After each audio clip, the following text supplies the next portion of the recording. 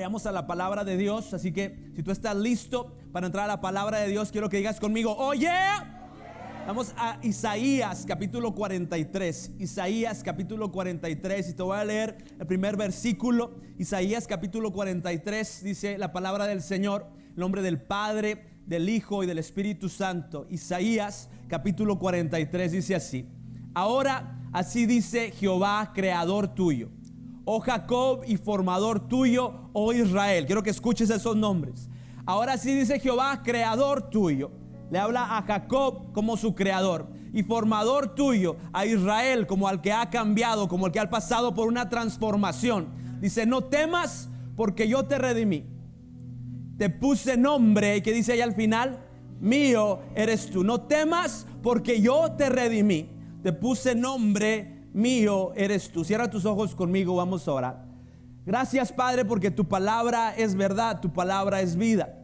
Hoy, Señor, pedimos una revelación de quien tú eres en nuestro corazón, y así nosotros poder vivir en tu voluntad, en tu propósito. Señor, yo te pido que uses mis labios, que seas tú el que hable. Todo lo que no es tuyo, todo pensamiento que no es tuyo, en este momento lo cancelamos y lo echamos fuera. Y pedimos, Señor, tu Espíritu Santo venga a nuestros corazones y siembre tu palabra y dé fruto al 100 por 1, en el nombre de Cristo Jesús. ¿Puedes decir amén? Dice la palabra del Señor: oh, el creador tuyo. Le habla a Jacob, y luego dice: el que te formó, y le habla a Israel.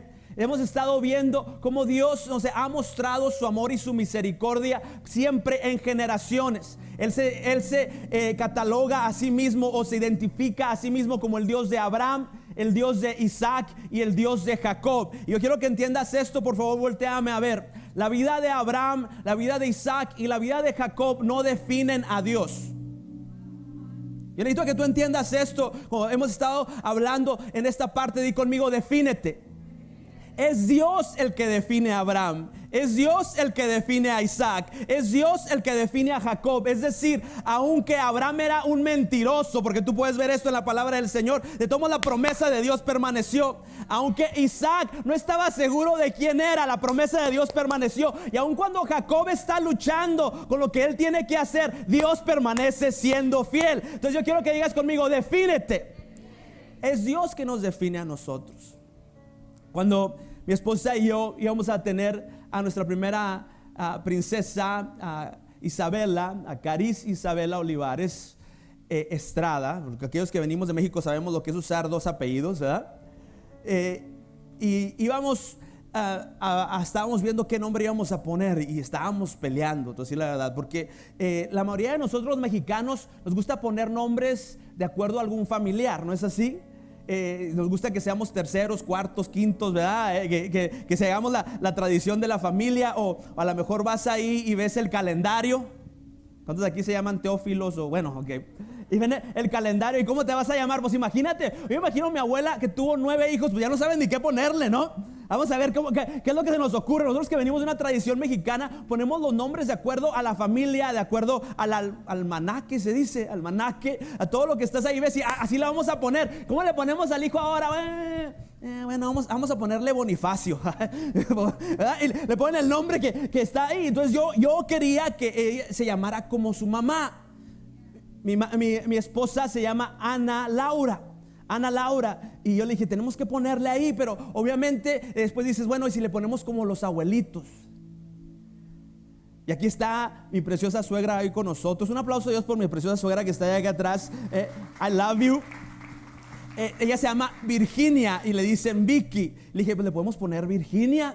Y luego: pero si ponemos Virginia, ¿se va a enojar tu mamá? Mi mamá se llama Marlene, nuestra pastora. Entonces dije: pues Virginia Marlene, como que no queda muy bien. Entonces hicieron todo el proceso que está ahí. Y mi esposa le gusta siempre saber el significado de las cosas. Entonces, ¿sabes qué? Vamos a empezar a ver. Y hizo, de veras no te miento, empezó a hacer una organización. Empezó a poner ahí todo esto, lo que vamos a poner, como 20 diferentes nombres. Ya no sabía ni qué ponerle. Y si le ponemos como su papá, porque yo también tuve que ver en esto. Ay, no, porque le van a decir Pepita. Entonces le dije: ¿sabes qué? Mira, vamos a hacer esto. Tú escoges un nombre y yo escojo otro.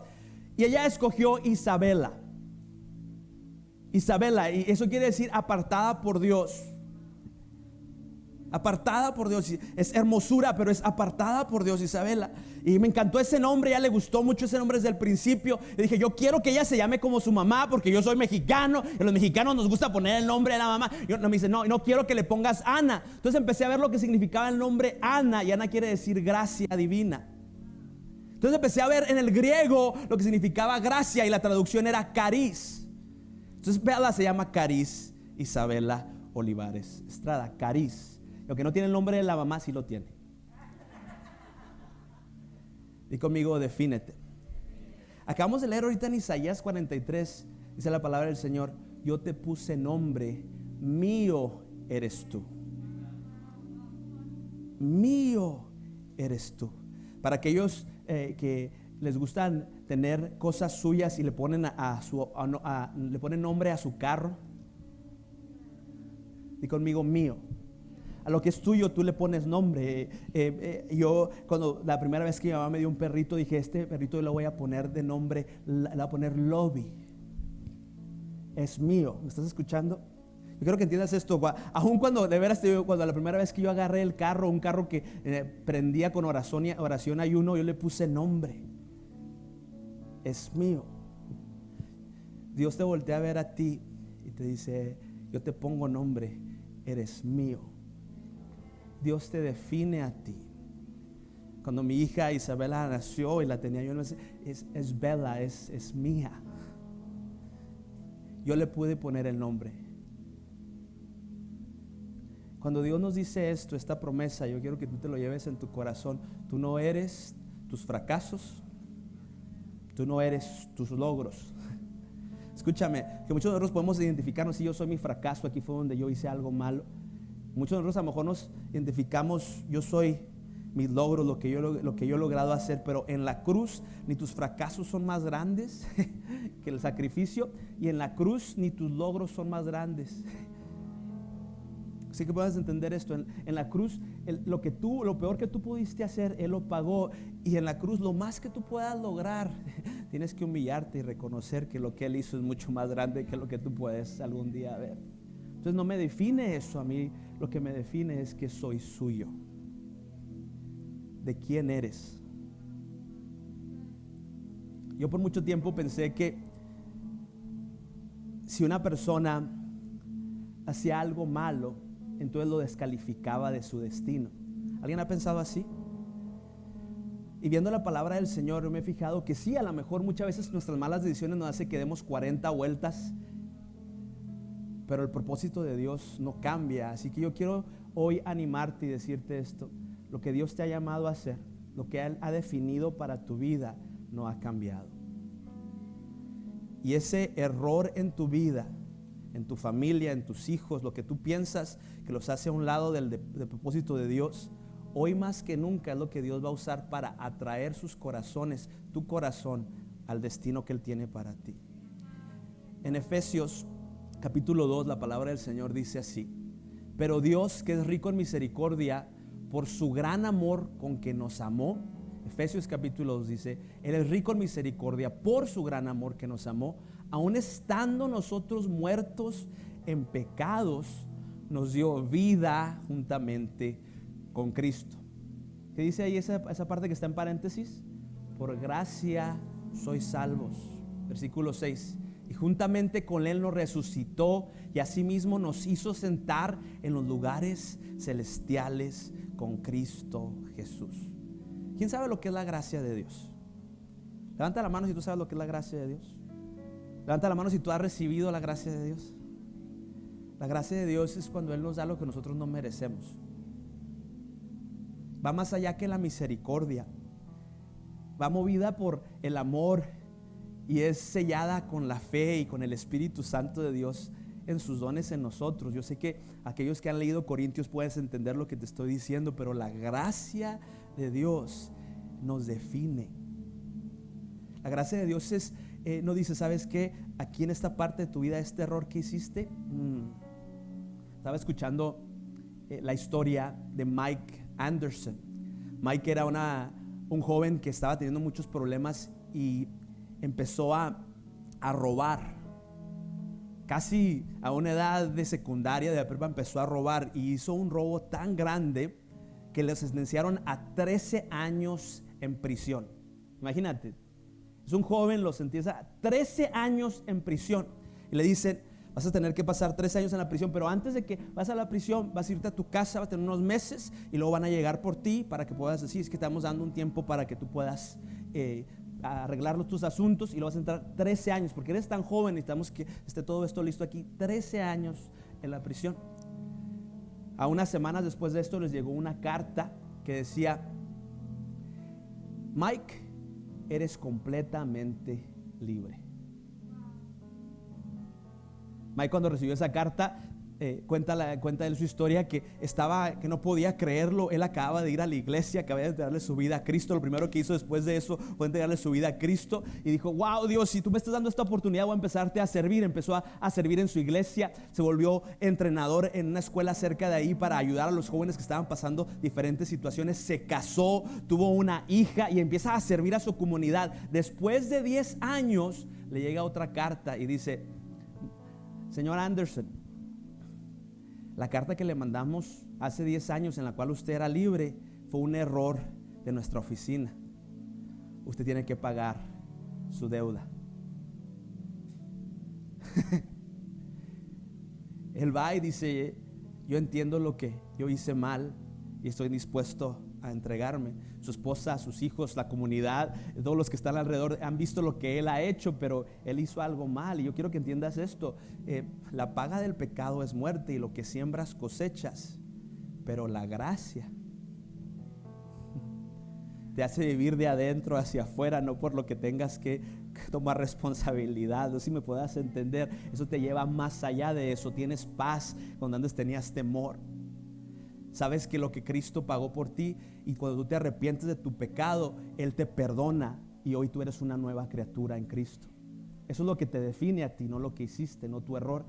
Entró a la prisión y después de unos meses se levantó la comunidad y empezaron a poner una petición. Más de 30,000 personas firmaron. Fíjate todo lo que él había tocado en ese tiempo, todo lo que él había influenciado. Las personas empezaron a hacer: por favor, déjenlo ir, déjenlo ir, déjenlo ir. El juez dice: como siguen haciendo todo esto, como sigue aquí teniendo toda esta situación, yo voy a poner otra vez una audiencia y voy a dejar que sean ellos lo que decidan. Lo vuelven a poner una audiencia después de varios meses en prisión y dicen: es que a Mike lo están juzgando en algo que hizo él hace más de 10 años y ahora Mike ya no es esa persona, y lo dejan ir libre. Di conmigo: gracia. Tú sabes que lo que antes te tenía atado y las decisiones que tú has tomado, en la gracia,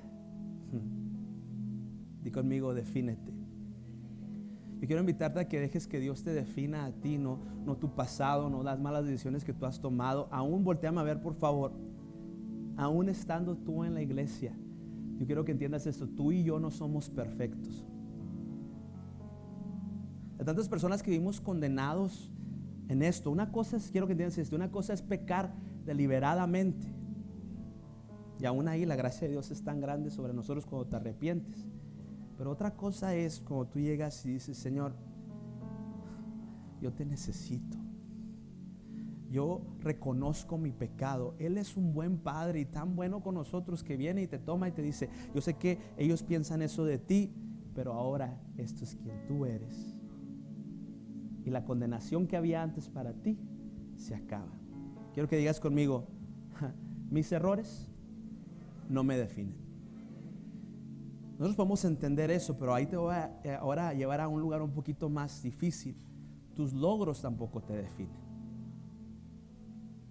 Que muchas veces nosotros pensamos: bueno, ahora soy una buena persona, ahora yo hice esto, yo me esforcé para lograr esto, y se nos olvida que todo lo que tenemos le pertenece a Él, que nosotros, por más buenos que queramos ser, nunca vamos a llegar a ser lo que Dios necesita que seamos por nuestros propios méritos. Es decir, déjame te lo pongo de esta manera: un Dios santo no puede tener a personas medio santas enseguida de Él. Nosotros no somos perfectos. Entonces dice: sin santidad nadie verá al Señor. ¿Qué es lo que nos santifica? Por favor, despiértate, ayúdame. ¿Qué nos santifica? ¿Quién nos santifica? Dice la palabra del Señor en Romanos capítulo 3, porque todos pecaron. ¿Cuántos pecaron? Todos somos destituidos de la gloria de Dios, pero su gracia es suficiente para nosotros, en que Cristo, siendo nosotros aún pecadores, Él murió por nosotros. Mira lo que dice la palabra del Señor en Filipenses capítulo 3, versículos 7 al 9, dice: pero cuántas cosas eran para mí ganancia, está Pablo hablando, las he estimado como pérdida por amor de Cristo. Todo lo que yo pensaba que era grande, ahora para mí es basura. Y ciertamente aún estimo todas las cosas como pérdida por la excelencia del conocimiento de Cristo Jesús, mi Señor, por amor del cual lo he perdido todo y lo tengo, dice ahí, que por basura, para ganar a Cristo y ser hallado en Él, no teniendo mi propia justicia que es por la ley, sino la que es por la fe de Cristo, la justicia que es de Dios por la fe. Cuando está ahí Mike Anderson enfrente del juez, lo están viendo todos ahí, el juez decide si él va a ser libre o no. Escúchame por favor. Ni siquiera la gente a la cual él le robó pueden juzgarlo. El juez decide. ¿Cuántos han escuchado la historia de Pablo? ¿Cuántos conocen la historia de Pablo? Si no conoces la historia de Pablo, te invito a que leas, puedes empezar a leer Hechos capítulo 9, de hecho lo puedes ver desde antes, pero en Hechos capítulo 9, Pablo va a buscar a matar a aquellos que eran del camino, aquellos que estaban siguiendo a Cristo Jesús. Pablo era una persona que estaba educada. La educación más grande que tú puedes tener, doctor de doctores, para que me entiendas, a una persona religiosa, lo puedes decir una persona que él podía enseñar la palabra de Dios. Eso es lo que dice la historia. Era alguien que podía pararse enfrente de todos y darles una cátedra de lo que era realmente seguir a Dios. Y luego no solamente era de los que hablaba, era de los que hacía. No solamente de los que predicaba, sino era de aquellos que vivía. Él hacía todos los reglamentos. ¿Alguien ha estudiado los reglamentos? Simplemente los 10 mandamientos en Éxodo capítulo 20. ¿Cuántos de nosotros no sabemos ni siquiera cómo llevarnos los 10 mandamientos, verdad? O sea, se la pasamos diciendo mentiras cada rato. Imagínate él tener todos los mandamientos. Y déjame hacer un paréntesis aquí entre las mentiras. Abraham es el padre de la fe, pero también era un mentiroso. ¿Sabes qué pasó con Isaac? También mintió. ¿Sabes qué pasó con Jacob? Pero tienes que cortar eso en tu vida y tienes que vivir en verdad. Dice la palabra del Señor. Jesús dijo: yo te voy a dar el espíritu de verdad. Te quiero hacer ese paréntesis porque muchos de nosotros evitaríamos tantas cosas en nuestra vida si simplemente fuéramos íntegros y camináramos en verdad. Y es el padre de mentira, el enemigo. Pablo no solamente hablaba, él vivía lo que estaba diciendo. La gente lo reconocía, tenía un respeto. Imagínate llegar a cualquier lugar donde él llegaba y decía: necesito esto, y se lo daban. Tenía un estatus de autoridad en gobierno. Y ese Pablo que va a matar a uno de los cristianos, y él piensa que lo está haciendo aún para Dios, va a Damasco, y en ese lugar donde él va en camino se cae. ¿Cuándo han escuchado esa historia? Y se queda ciego. Llega una luz sobre él y se queda ciego, y Jesús viene y le dice: ¿por qué me persigues? Di conmigo: encuentro. Quiero que entiendas esto. Lo que nos define es la gracia de Dios, pero nada te va a transformar y realmente va a definir tu vida hasta que tengas un encuentro con Jesús. Y esta mañana yo quiero invitarte a que ibas a hacer un encuentro con Jesús diariamente, que llegues a Él y digas: Jesús, hoy ven y transfórmame. Hoy ven, Señor, y quita a lo mejor lo que yo estoy viendo que no está bien. Cuando tú ves la luz de Jesús, realmente te quedas ciego. Dejas de ver como tú veías, dejas de ver a las personas como las veías, dejas de juzgar. Pablo iba juzgando a personas. Él era un religioso, pero una persona que no tenía amor de Dios. Pero el encuentro con Cristo cambió su corazón y ahora ama a los que antes quería matar. ¿Me estás escuchando esta mañana? Yo quiero que te lleves esto en tu corazón. Es tiempo de un encuentro con Jesús. Y eso es lo que te define. Eso es lo que me define. Eso es lo que te debe definir a ti. Pablo pierde todo, y aquí es donde está hablando en Filipenses. Dice: todo lo tengo por basura. Las relaciones que tengo, el trabajo que tengo, el estatus que tengo, aún el conocimiento que tengo. Dice: todo lo he hecho a la basura por tener a Cristo. Hay una gracia que me define, hay un encuentro que me transforma. Y ese encuentro con Jesús, tú que no lo conoces, o tú que a lo mejor lo has conocido pero dejas de vivir en esa relación con Dios, vuelve a tu primer amor. Vuelve a ese encuentro con Él y dile: Jesús, si tú no me dices a dónde voy. Dice la palabra del Señor que Pablo se quedó 3 días sin comer, esperando. Mira, volteame a ver, por favor. ¿Cuántos queremos un encuentro con Dios? Yo estoy pidiendo a Dios un avivamiento en nuestra iglesia, pidiendo a Dios un avivamiento en nuestra nación, pero tenemos que llegar a ese lugar donde nos quedamos ahí hasta que nos bendice. Jesús le dijo a sus discípulos: ve y espera hasta que venga el Espíritu Santo de Dios sobre ti. Tienes que aprender a esperar hasta que venga su bendición y no moverte hasta que encuentres eso que Él te está diciendo que tiene para ti, su presencia sobre todas las cosas. Y conmigo, defínete. Tienes que definir y decir: Señor, yo no me voy a mover de aquí, así como decía Jacob, hasta que me bendigas. Dice la palabra del Señor en 1 de Pedro capítulo 2 versículo 9 y 10. Quiero que veas qué es lo que dice la palabra del Señor de ti. Dice: mío eres tú, en Isaías 43. Y en 1 de Pedro capítulo 2 versículo 9 versículo dice: mas vosotros sois linaje escogido, real sacerdocio. Está hablando de ti, nación santa. ¿Por qué? Pueblo adquirido por Dios, para que anunciéis las virtudes de aquel que os llamó de las tinieblas a su luz admirable. Vosotros que en otro tiempo no eras pueblo, pero que ahora sois pueblo de Dios, que en otro tiempo no habías alcanzado misericordia, pero ahora habéis alcanzado misericordia. Dice: ahora tú eres linaje escogido, yo te he escogido. Y cuando Dios te escogió, no importa quién te deseche. Cuando Dios te escoge, no importa a quién te haga hecho a un lado. Dice: nación santa, tú que antes no tenías misericordia, ahora te estoy dando misericordia. Apocalipsis capítulo 1 versículo 4 al 6 dice: Juan está escribiendo a las 7 iglesias que están en Asia: gracia y paz a vosotros, del que es y que era y que ha de venir, y de los 7 espíritus. Ok, ¿tenemos tiempo para entrar aquí? De los 7 espíritus que están delante de su trono. Yo quiero que escuches esto: Jesucristo, el que es fiel, Juan está hablando, dice: estoy enfrente de él y estoy escribiendo esto, y están los 7 espíritus que están. Y de Jesucristo, el testigo fiel, el primogénito de los muertos y el soberano de los reyes de la tierra, al que nos amó, escucha esto, y nos lavó de nuestros pecados. ¿Cómo nos lavó de sus pecados? Quiero que vuelvas a la cruz, quiero que entiendas esto: con su sangre, y nos hizo reyes y sacerdotes. Yo necesito que digas esto fuerte: reyes y sacerdotes. Dice: para Dios su Padre, a Él sea gloria e imperio por los siglos de los siglos. Amén. Esto es para siempre. Cristo vino. Está Juan viendo. Si nunca has leído Apocalipsis, él está viendo lo que Dios tiene para cada uno de nosotros, para su iglesia en este tiempo, y está enfrente. Y dice: Jesús, el que nos amó, Él te escogió para que seas, y conmigo, rey y sacerdote. ¿Qué hace un rey?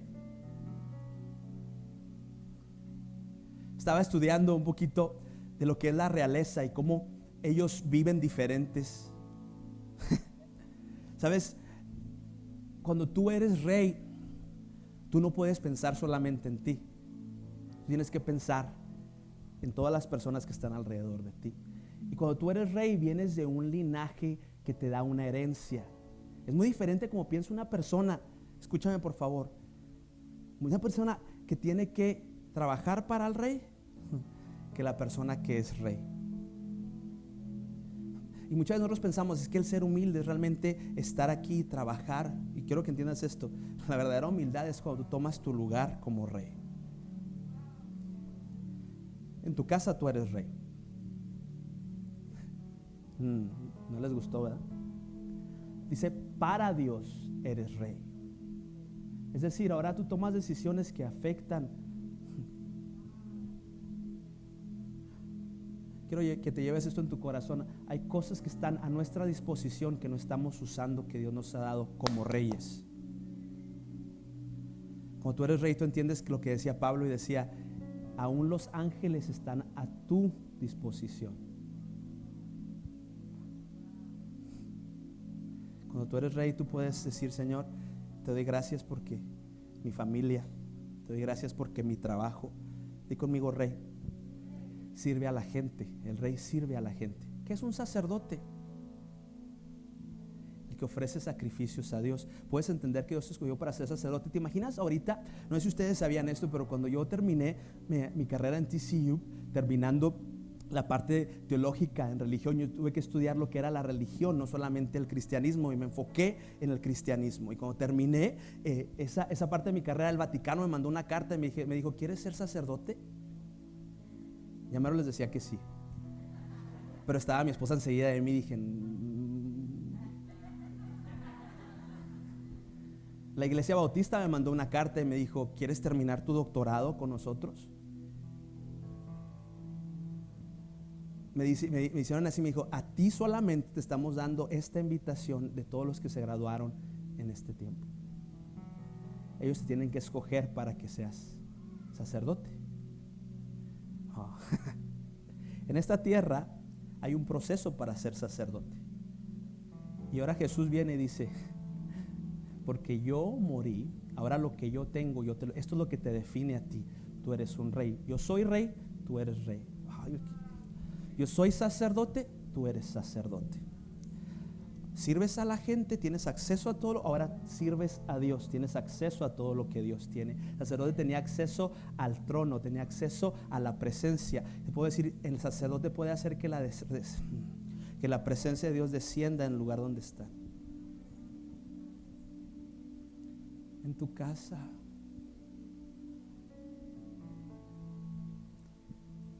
Y conmigo, defínete. Cuando mi hijo Santiago nació, le dije a Ana: ahora sí yo le voy a poner el nombre que yo quiera. ¿Cuántas mujeres aquí son así, sumisas, que dicen: sí, mi amor, lo que tú dices? Cuando le dije eso, ya tenía como unos 8 meses de embarazo, y con Santiago se puso como lo doble. Ese compa estaba comiendo todo. Con Bela no quería comer nada, pero con Santiago. Y cuando una mujer está embarazada, ¿cuántos saben que todo lo que tenemos que decir es: sí, mi amor, lo que tú quieras? Nada más los que son honestos. Dije: ahora sí le voy a poner el nombre que yo quiera. Yo soy Juan José III, él se va a llamar Juan José IV. Me hizo. ¿Cuántos saben lo que significa? Dije: bueno, mi amor, para no hacerte enojar, yo le voy a poner un nombre y tú le vas a poner otro. Le puse José, que quiere decir Dios crece, Dios incrementa. Y ella me dijo: a mí me gusta el nombre Santiago. Y ella ganó, le decimos Santiago. Ahora a José casi no le dice, nomás yo cuando me enojo: ¡José! José, Santiago, escúchame. Como era nuestro hijo, nosotros le pusimos nombre. Isaías 43, versículo 1 dice: Isaías 43 dice: mío eres tú. Así dice Jehová, creador tuyo, Jacob, formador tuyo, oh Israel, no temas, porque yo te redimí. Es decir, yo te di gracia, te puse nombre, me encontré contigo, tuve un encuentro contigo y te cambié el nombre. Mío eres tú. Ponte de pie conmigo, por favor. Quiero llevarte a la cruz por un minuto. Cuando Cristo está en la cruz, se están burlando de Él. Él está en agonía, está en dolor. Él sintió todo lo que tú sientes y muchísimo más. El dolor peor que tú puedes pensar que tú has sentido, Jesús lo llevó ahí en la cruz. Y quiero que entiendas esto. Nosotros cuando escuchamos mucha gente lo llevó, quiere decir que nosotros no tenemos que pasar por no. Lo que quiere decir es que no tienes que pasar por eso solo. Y aunque Él te puede librar de todo eso, hay lugares en los cuales tú tienes que voltear a ver la cruz. Y muchos de nosotros hemos estado desenfocados y vemos ahora que, híjole, está ahora en rojo Ciudad Juárez y ahora está pasando esto aquí en El Paso, y nos desenfocamos de la cruz. Y quiero llevarte a lo que nos define a nosotros. En la cruz, el peor de tus pecados, tu error, lo más grande que tú cometiste, ahí Él pagó el precio, y lo que Él hizo es mucho más grande que tu error. Y también ahí en la cruz, tus logros, eso que tú dices: a esto estoy orgulloso, esto es lo que me da orgullo, esto es lo que yo pienso que yo soy. Él también, cuando lo volteas a ver, dices: por más que digas que has sido una persona buena, ¿te has muerto por alguien más? A mí no me define mis errores, a ti no te definen tus logros tampoco. Lo que nos define es lo que Él dice de quién eres. Mío eres tú. Cierra tus ojos conmigo.